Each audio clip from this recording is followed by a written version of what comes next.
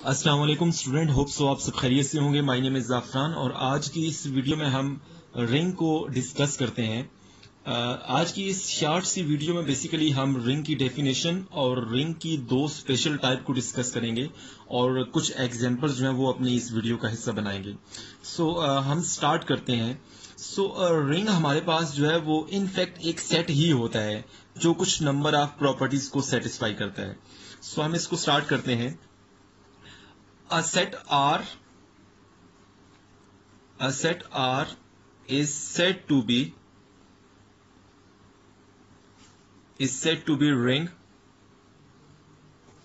if property number 1 क्या है कि आपके पास जो R है वो विद रिस्पेक्ट टू एडिशन एक एबिलियन ग्रुप होना चाहिए। इज एन एबिलियन ग्रुप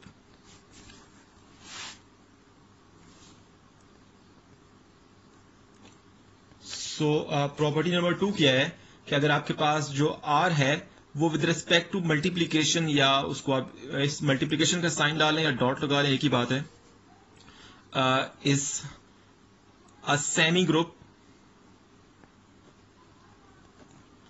और प्रॉपर्टी नंबर 3 क्या है कि आपके पास जो डिस्ट्रीब्यूटिव लॉज हैं वो होल्ड करने चाहिए R पर।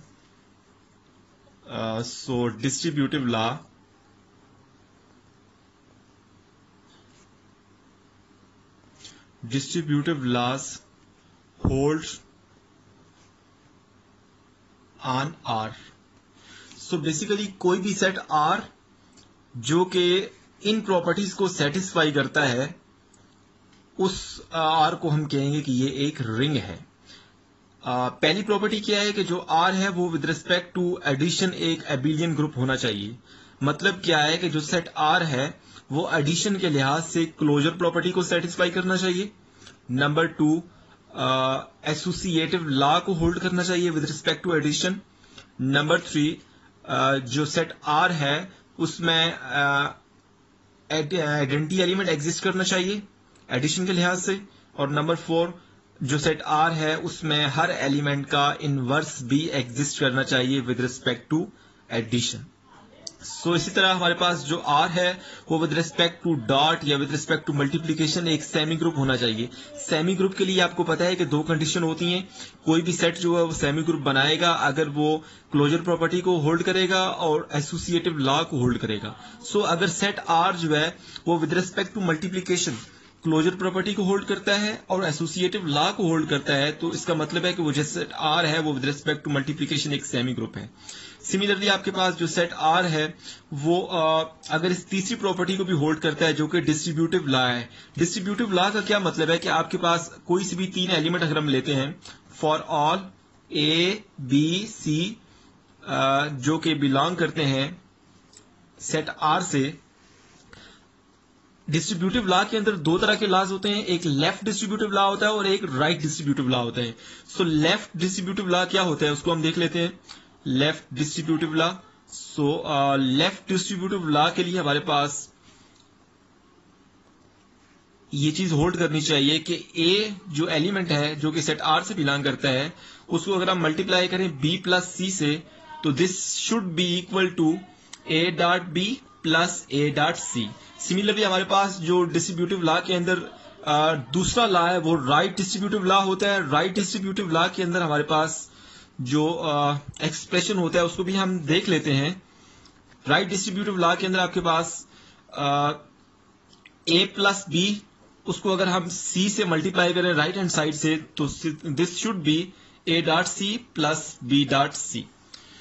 अगर आपके पास कोई भी सेट R जो है वो इन तीन प्रॉपर्टीज को होल्ड करता है, मतलब एडिशन के लिहाज से वो एबिलियन ग्रुप बनाता है, मल्टीप्लिकेशन के लिहाज से वो सेमी ग्रुप बनाता है और डिस्ट्रीब्यूटिव लॉ को भी होल्ड करते हैं सेट R पर, तो हम कहेंगे कि जो सेट R है बेसिकली वो एक रिंग है।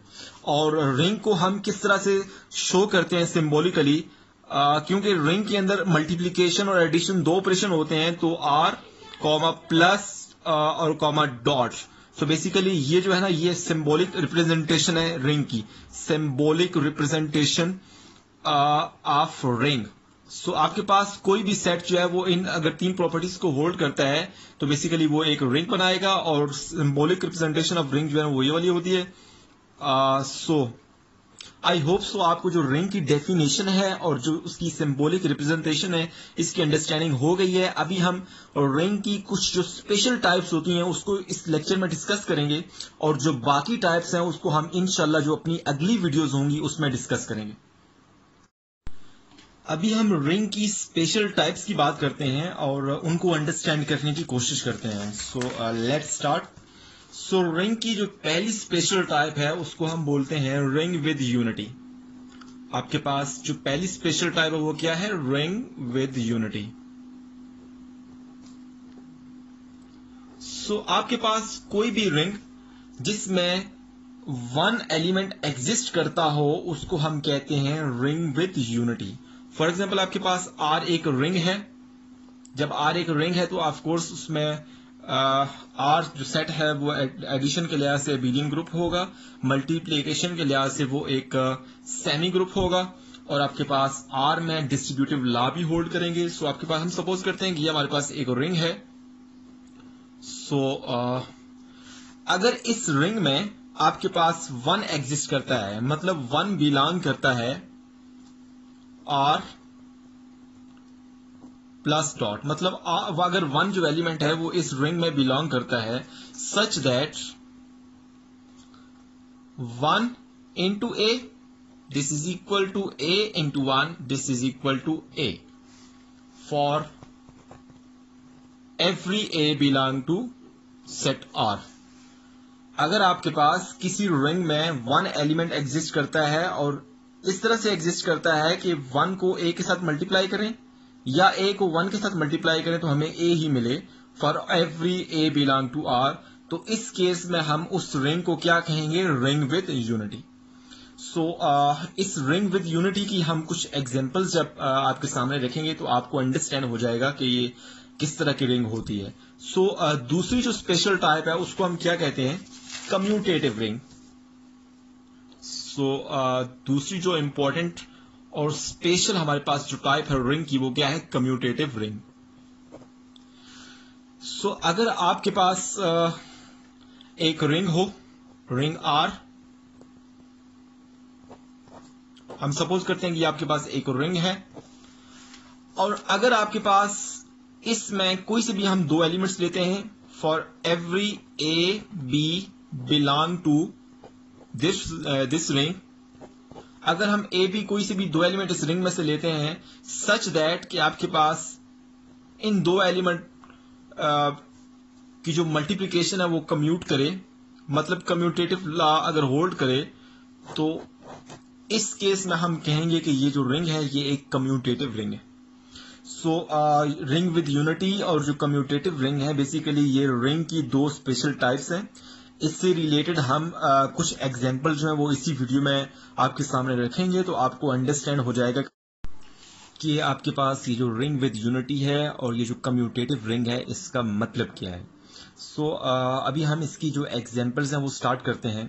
सो सबसे पहले हमारे पास जो एग्जांपल है उसको आप देख लें जरा। एग्जांपल नंबर 1, हम सेट ऑफ इंटीजर लेते हैं। सेट ऑफ इंटीजर को हम z से रिप्रेजेंट करते हैं और आपके पास इस सेट में एलिमेंट्स कौन से होते हैं? 0 plus minus 1 plus minus 2 up to so on. आपको पता है कि आपके पास ये जो z है ये एडिशन के लिहाज से एक ग्रुप है, एक एबिलियन ग्रुप है, एक एबिलियन ग्रुप है। सिमिलरली हमारे पास जो z है वो डॉट के लिहाज से, मल्टीप्लिकेशन के लिहाज से एक सेमी ग्रुप है। इस चीज की भी आपको अंडरस्टैंडिंग है। और थर्डली आपके पास जो डिस्ट्रीब्यूटिव लॉ है वो होल्ड करता है z पर। Distributive law holds for set of integer. So देखें ये z जो है वो एबिलियन ग्रुप भी है with respect to addition, z जो है विद रिस्पेक्ट टू मल्टीप्लिकेशन एक सेमी ग्रुप है और डिस्ट्रीब्यूटिव लॉ जो है वो होल्ड करता है z पे। तो इसका क्या मतलब है कि आपके पास जो z है वो जो सेट ऑफ इंटीजर है वो बेसिकली एक रिंग है, एक रिंग को शो करता है।